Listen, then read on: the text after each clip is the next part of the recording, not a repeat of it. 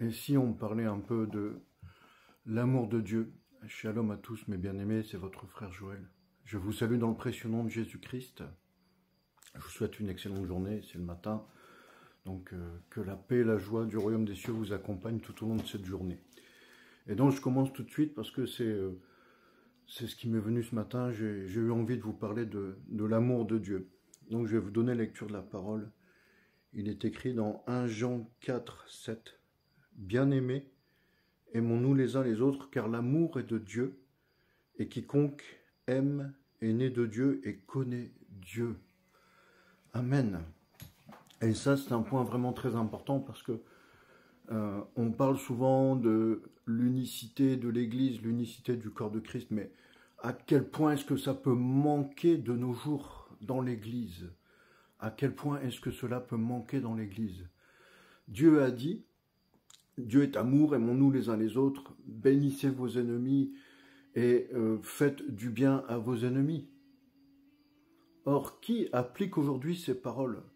On ne voit que ça aujourd'hui, on ne voit que des divisions, on ne voit que « Ah, mais lui non, je ne peux pas l'aimer, il n'a pas la même théologie que moi, il n'est pas de la même église que moi. » Mais donc, à qui est-ce qu'on doit appliquer cet amour? À tout le monde. Jésus-Christ est mort aussi pour ses ennemis. Jésus-Christ, n'est-ce pas, était aussi crucifié pour que ses ennemis soient sauvés. C'est ainsi qu'il nous a laissé un modèle à suivre, un exemple à suivre. Jésus-Christ est le chemin, la vérité et la vie. Et c'est lui que nous devons suivre. Nous devons essayer de faire ce qu'il a fait. Nous devons essayer de manifester l'amour qu'il a manifesté. La Bible nous dit comme ceci que vous reconnaîtrez l'arbre à ses fruits. Quel est le fruit qu'un chrétien doit porter? Quel est le fruit qu'un chrétien ou qu'une chrétienne doit manifester? C'est le fruit de l'esprit. Et le fruit de l'esprit, mes bien-aimés, n'est autre que l'amour. Pas l'amour humain, pas l'amour sentimental ou autre, mais l'amour agapao, l'amour divin, l'amour inconditionnel. Voilà ce que nous devons manifester. Et là, certains peuvent dire, oui, mais envers qui? Qui vais-je aimer? Celui de mon église qui est assis sur le banc à côté de moi? Lui, je peux l'aimer parce qu'il est mon frère, on est dans la même église. Notre église professe la vraie parole, la vraie vérité. Mais lui, là-bas, qui est dans une autre église, non, lui, je ne peux pas l'aimer. Eux, ce sont des antéchrists. Mais Jésus est mort pour ses ennemis. Jésus est mort pour que ses ennemis soient sauvés, pour qu'ils puissent avoir eux aussi le salut, la vie éternelle. Alors, j'aimerais simplement vous dire une chose simple. Il y a beaucoup de gens qui se battent dans les églises. Vous voyez, des frères et sœurs. Je n'aime pas la manière de penser de celui-ci. Je n'aime pas la théologie de celui-là. Moi, je vais vous dire une chose simple. Mes frères et sœurs en Christ, enlevez un peu de théologie de l'intérieur de vous et faites entrer davantage d'amour. Et c'est là où vous allez voir les choses se manifester. C'est là où vous serez vraiment des disciples de Christ. Enlevez de la théologie, enlevez beaucoup de théories bibliques et vous verrez que si vous faites rentrer davantage d'amour de Dieu en vous, si vous manifestez davantage d'amour, y compris envers vos ennemis, bénissez vos ennemis, n'ayez pas de mauvaises pensées envers vos ennemis. Si vous manifestez davantage d'amour, vous verrez de grandes choses se produire. Là, vous allez voir des signes, des prodiges et des miracles se manifester. Vous allez devenir un réel canal de bénédiction. Le Seigneur Jésus est venu acquérir un peuple de sacrificateurs et non pas un peuple de juges. Amen. Vous voyez, je vais vous lire un autre extrait de la parole. Ah non, moi je suis catholique, je ne peux pas supporter celui-là parce qu'il est baptiste. Je ne peux pas supporter celui-là. Non, je ne suis pas d'accord avec lui parce que c'est un pentecôtiste. Voilà. Moi, je suis protestant. Non, je ne peux pas. Non, les catholiques, non. Bien aimé, partout, nous avons des frères et sœurs en Christ. Vous voyez? Ah, je n'aime pas mon voisin parce qu'il est comme ceci ou comme cela. Je n'aime pas cette femme parce que c'est une femme de mauvaise vie. Mais si tu ne l'aimes pas, on ne te demande pas de faire ta vie avec elle, mais on te demande de prier pour elle simplement. Arrêtez ces querelles.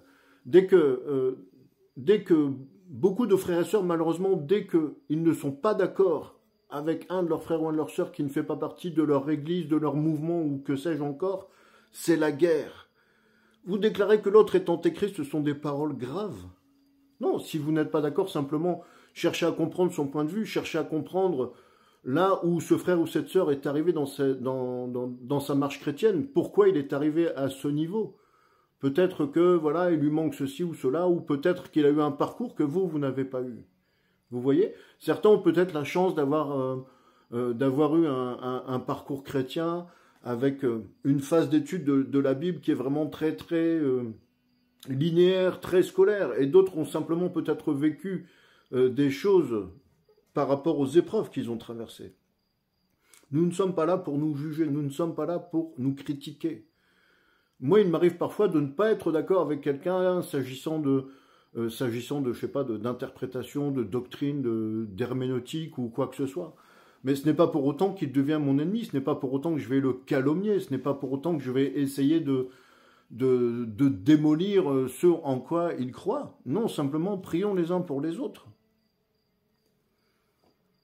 Si ton frère te rejette parce qu'il pense un peu différemment de toi, mais ce n'est pas grave, tu pries pour lui simplement, et puis il reste ton frère en Christ, elle reste ta sœur en Christ. Arrêtez de vous haïr, parce que en vous comportant ainsi, en calomniant, en critiquant, en venant insulter vos frères et vos sœurs, vous faites l'œuvre du diable. C'est ça que vous manifestez. Vous ne manifestez en aucun cas le fruit de l'esprit qu'est l'amour. L'amour de Dieu, vous ne le manifestez pas. Je vais vous lire une autre portion. Il est écrit dans l'évangile de Jean au chapitre 13, au verset 35. Écoutez bien. « À ceux-ci, tous connaîtront que vous êtes mes disciples, si vous avez de l'amour les uns pour les autres. » Jean 13, 35. Je vais relire.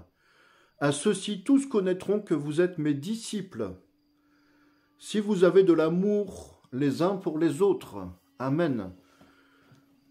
De qui parle le Seigneur Jésus-Christ lorsqu'il parle des uns et des autres? C'est-à-dire qu'à travers cette petite partie de la phrase qu'il prononce ici dans ce verset, mais voilà, il n'exclut pas. Il n'est pas dans l'exclusion, en fait, il inclut tout le monde. Il inclut tout le monde dans cette parole, les uns et les autres. Le Seigneur Jésus aimait et fréquentait les gens de mauvaise vie. Il était pour cela fustigé, critiqué, calomnié par les pharisiens, par les religieux, par tous ceux qui étaient dogmatiques.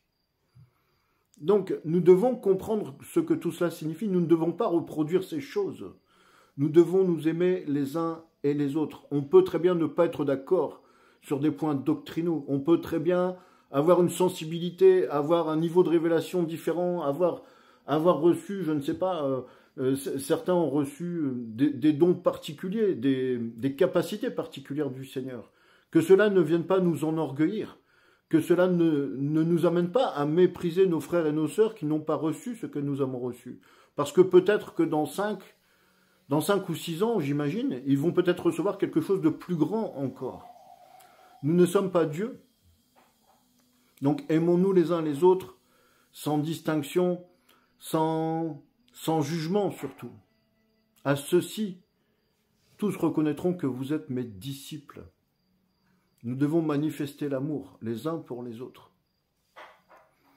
Donc c'était vraiment, je vais revenir sur ça, il serait bon parfois que chacune d'entre nous, nous puissions enlever un peu de théorie biblique, que nous puissions enlever un peu de théologie. Théologie, mais où est l'amour dans tout ça? Lorsque tu passes ton temps à asséner de la théologie sur les autres, lorsque tu passes ton temps à asséner tes théories bibliques sur les personnes qui souffrent, les personnes qui ont des besoins, les personnes qui sont dans des épreuves, qui passent des moments difficiles, enlevez un peu de théologie de l'intérieur de vous-même, mes bien-aimés, et faites entrer simplement un peu d'amour, et diffusez un peu plus de cet amour, et vous verrez que beaucoup de choses vont changer, vous verrez que vous allez croître et grandir d'une toute autre manière dans votre marche chrétienne.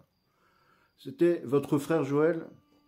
Je vous souhaite le meilleur, que le Seigneur vous bénisse abondamment, et je vous dis à très bientôt. Shalom.